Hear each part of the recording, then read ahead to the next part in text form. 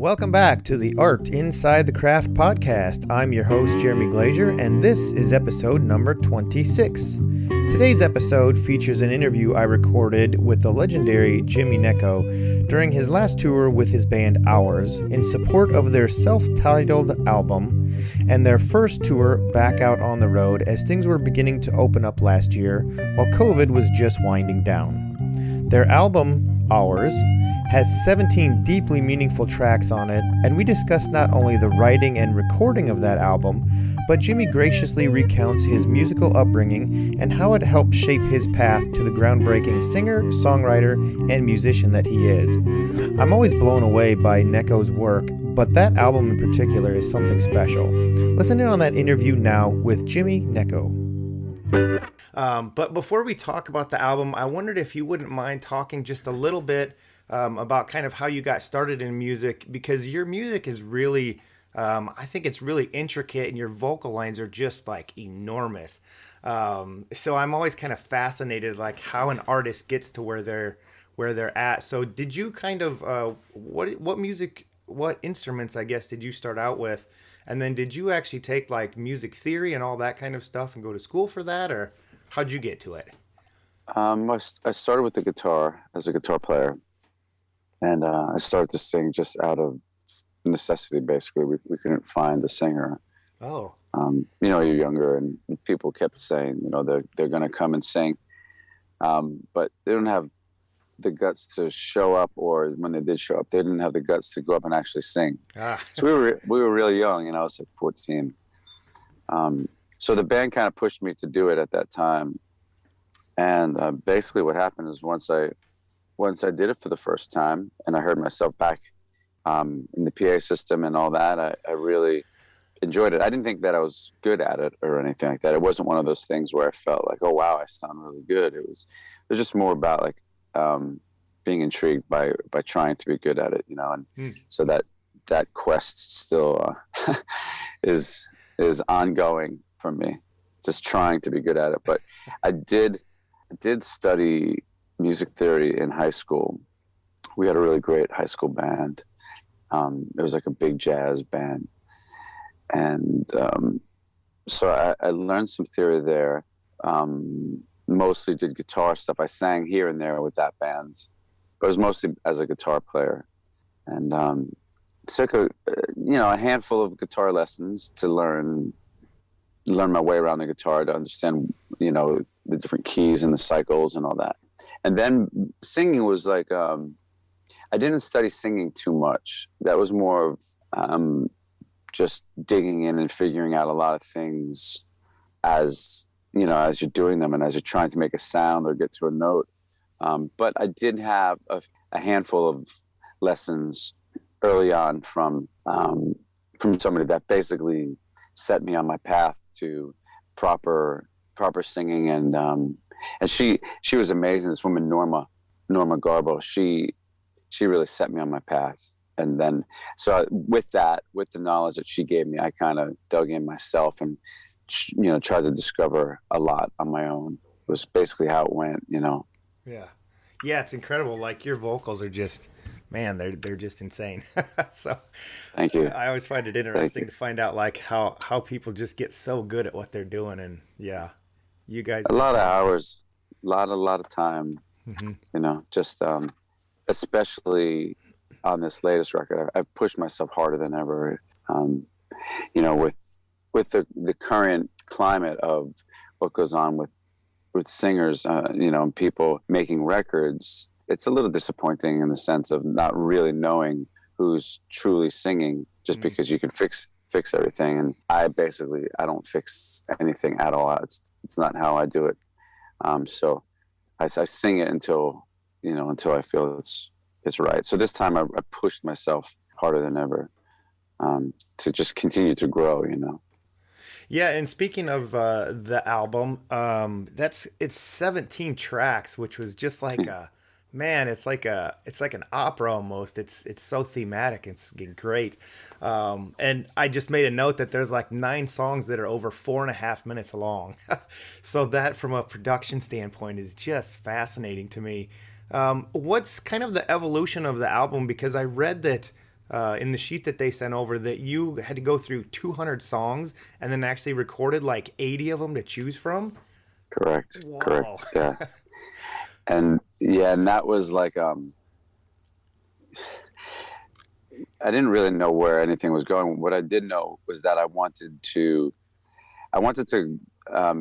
put together, in a sense, like a few albums that could be turned into like a play or a movie or an opera, like you were saying. And it turned out that even just this one alone, because it's 17 songs, and how in depth it gets, and the places that it goes, even just this one could really, in my opinion, as well, could be turned into some sort of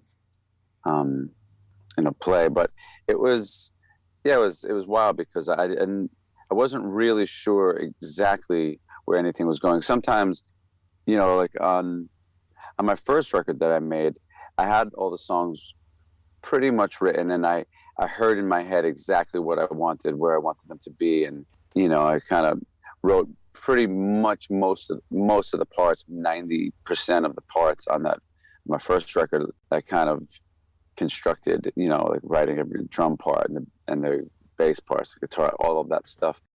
This time it was more about, just I had no idea where anything was going to go. I had a basic idea of like an arc that I wanted to create. But then, as you get into it, some of the songs become maybe not like repeating themselves as far as the same the same thing, but some of them give you the same feeling.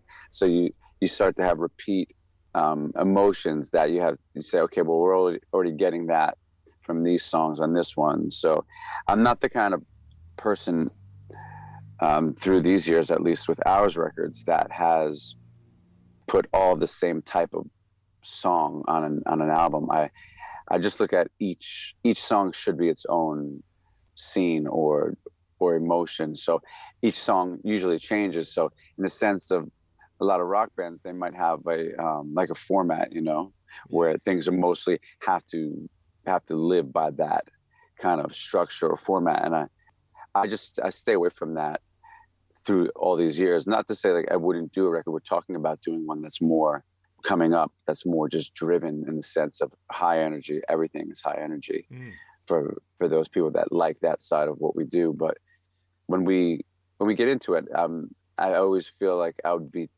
bored or let down myself to do everything in one style like that, like one tempo, one kind of structure like that. So yeah, it's a lot to listen to. It's a big commitment to listen to the record, but again, I wanted it to be like a real long, proper movie, that you can do a quick movie that it gives you all the information real quick, and everything's nice and tight. But then there are these other really amazing movies that are just this long, subtle dialogue, and the moments, like the big changes, aren't necessarily big explosions or anything like that. They're just like subtle little turns, like The Godfather. Right. Yeah, I was gonna say, just like as an example, going from songs like See the Light, which is kind of like, it's a little more rock and roll, and then you follow that up with like Spectacular Sight, which is more industrial and gritty, and then like a couple songs later you have Eyes, which has just beautiful strings and is airy, and the entire thing just it all flows together. But like you were saying, they're just totally different songs. It's not the same tempos, not the same instrumentation. It's all different. It was daunting. Like the hardest part wasn't necessarily writing the songs or recording them. I had to mix them as well this time, and that was a whole other new thing. But I ended up being the engineer to track the songs and to mix it. But like figuring out where everything went was like telling that story was the biggest. It's like having, if you're a filmmaker and you have your sights set on all these different settings and scenes, and you're building it that way without having the actual storyline clear. I didn't have the storyline clear. It was like I was kind of making it up as I was going. So that was the really daunting part. So if you think 200 down to 80, and then 17 really difficult to figure out a way to sequence that. Yeah. And was this one kind of different in that way just because of like COVID and being shut down and kind of like how did you work? Do you write all the stuff yourself or did you get together with the guys in the band or? I mostly write everything myself, mostly. But this time, because we had so much time and it was so open, and I have other writers in the band, people who write well, things just finally naturally took a space where we did write things together. Cool. Which was really great. You know, it's like to be able to broaden your own ideas beyond what you thought they could be because of other people's involvement makes it a bit more. It's really rewarding to know that you can do it on your own, and I've done that for years. But it's also a really special thing when you could find that balance with other people, and it doesn't compromise what you're doing at all, but it enhances it. And I had the blessing of basically that happening, of certain songs being enhanced by other people's involvement. And, you know, I took a different approach even on some, where there's one song on the record, Get That Feeling, that started, you know, there's a young 8-year-old girl named Riley who started to write that song. And she had this really, what I thought as a very pure, beautiful song that blew me away, the idea. And I kept laughing because we're trying so hard to, you know, always to find that song. It's like to find that, it always seems to be like a missing chord as a writer. Like you're hearing something, but you've searched for every chord and where is it?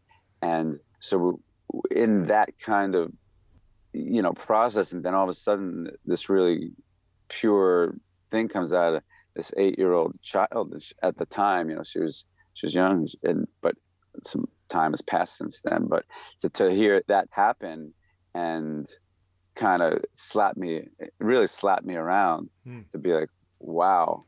So to take her idea, and then I wrote a lot more on it, like something like that is a pretty magical thing to me. Like, wow, I just wrote a song with a young girl, and it's one of my favorite ones. So there was that kind of process throughout the record. The song "You Are the Answer," April and the band had that lyric on one of her songs, and I always loved that lyric. And her songs at the time were really these really kind of dark, slow, moving songs. They were intense. And around 2008, I felt like, okay, why don't we take some of these and see what we can do if we I'm hearing the sound in my head that's almost this techno dance. I don't know how to describe it other than now saying it's like, You Are the Answer. So then I went and basically wrote an entire song around that, like a whole new thing, like you know, all new sections and everything, but it basically was built around the heart of the idea that you are the answer. That's cool. So it happened in all different ways at this time. I do an awful lot on my own, but like I said, I had the blessing this time to really, you know, just in a natural way, without anybody being forceful or without us trying to chase anything down for any sort of gain other than musical exploration and discovery was really our pure goals. And because of that, the songs have happened in my opinion. Not to say that they can't, even if it's like a more of a business transaction between people, right, as it often is. But this was all really, really pure. Yeah, it really comes through that way too. So how has the tour been going so far, getting back out there and kind of, I guess, knocking the rust off a little bit? It's been really great. I'm the most excited about playing music that I've ever been in my life. During the time when, you know, when it seemed like we had everything. I think anybody that's been through this or even just life, if you think about, there can be times when you have just a ton of money, but maybe you're with somebody, a partner or whatever that relationship might be, where you're just really not happy, and then times where you have nothing, but those elements are right. We've had those times when we had the budgets and the big labels behind us and the big tours, and none of it felt right to me. Not because it was on a big level, but because there were certain aspects that we didn't have right, because for whatever reason we just didn't. So we've been rehearsing now with this band, and this has been the actual band now for about 7 years. It's the longest band that consistent hours lineup that we've ever had. And so for me, this really feels like the beginning of it. It's what I was trying to do. I never wanted or want the lineup to change. Sure. It's just that not everybody could, it's like run away and stay in the circus. Right. It's tough. So, yeah. So it's been great getting out there and playing like that, because it genuinely feels like the beginning. Yet the only tricky thing is that now we have legit over 100 songs that we pull from. Right. From the records, because first 3 records each have 12 songs. It's 36. We just put out 50 in total with the last few records that we put out. I have a solo record that I put out that was 14. That's 100 right there. And then we have another 10 to 20 that we do that haven't been released. Oh, yeah. That we throw in here and there. So it's the band knows up over 100 songs, and at any point we could pull anyone out and play it. Crazy. Yeah, I was going to ask you, so you're also doing something which is kind of cool, is you have select nights where you're playing the complete album, Distorted Lullabies, in its entirety. And so that tomorrow night, will that be the first time that you've done that on this tour, or have you done that already? We did it in New York. Oh, in New York. Okay. Back in December. So it will be the first time on this run. And, it's interesting out there, just as far as, kind of talked about what it's like for us and why we're having a good time doing it. But as far as being back out and, in the middle, this pandemic is still lingering, and people are still concerned here and there about being out, but we feel pretty good about it. We've all had our vaxes, our boosters, and we've also had it. Yeah. So, as I know, I'm not laughing at anybody who's gotten it or passed away from it, but we feel together. We feel pretty good about. It's always could be a risk, because who knows what's around the corner. But it feels okay. In all honesty, like I'm saying, it feels okay to be out playing. It feels normal to me again. Yeah. So that's what the general. Certain places have their mandates, and then that, obviously we lose a lot of people that way. But the spirit is, and the shows are stronger than they've ever been. So. Very cool. Yeah. Cool. This tour, you said you're working on another album to be out sometime. We're trying to decide if we want to put it out in the summertime or the fall, or if we wait till January. It's, people, I think, sometimes can get a little hung up on when something came out as to whether or not it's new. And I think things roll over relatively quickly, but we don't view it that way at all. It's a preposterous way to look at it, in my opinion, to just put it like a 2-week period on an album. Sometimes albums take 10 years to really set in and reach people. Yeah. So the record that we feel, we just put it out because we couldn't tour it. So it still is a new record for us. But that being said, it's like, if we put it out, this new record, we put it out towards the end of the year, and then we don't get the tour. We don't want people to feel like, oh, you put that record out last year. Right. So we'll feel it out and see. But yeah, that's going to be a all high energy record. And so have you guys already recorded that one, or that one's still kind of? Most of it. Oh, wow. Yeah, you're very productive. Lots going on with you guys. Yeah, we kind of got off the grid over the last decade plus, and I just went underground and started kind of going and getting into all these songs. There's still so many that I need to record, and that's what I'm most concerned about. It's great to get out and play, and I think that that's really important in what we do, like getting out there and playing. But the recordings are what are gonna hopefully stand the test of time. And so I want to try to get as many of them finished as I can. So that's been the mindset. So I was technically, detached and underground long before the pandemic hit. So as that's been difficult for some people, nothing has changed for us in that way. Gotcha. At all. It's just normal, so really for like a year plus of it, when people started to go stir crazy, I was like, I don't understand. I want to send out a tremendous thank you to Jimmy Gnecco for giving me some time to have a conversation about his craft. Jimmy just also released a new solo project called The Heart and is back out on tour with Ours starting in April of 2023. Thank you to Erica of Erica Tooker PR and Video Promotions for always making these incredible connections. I have to thank my sponsors, Ink19.com and Black Cat Bone Productions. Be sure to click the links in the podcast description to each site and follow along for new content. There are many more exciting episodes on the way, and I really look forward to you hearing them. Thank you again for listening, and as always, I will see you all down the road.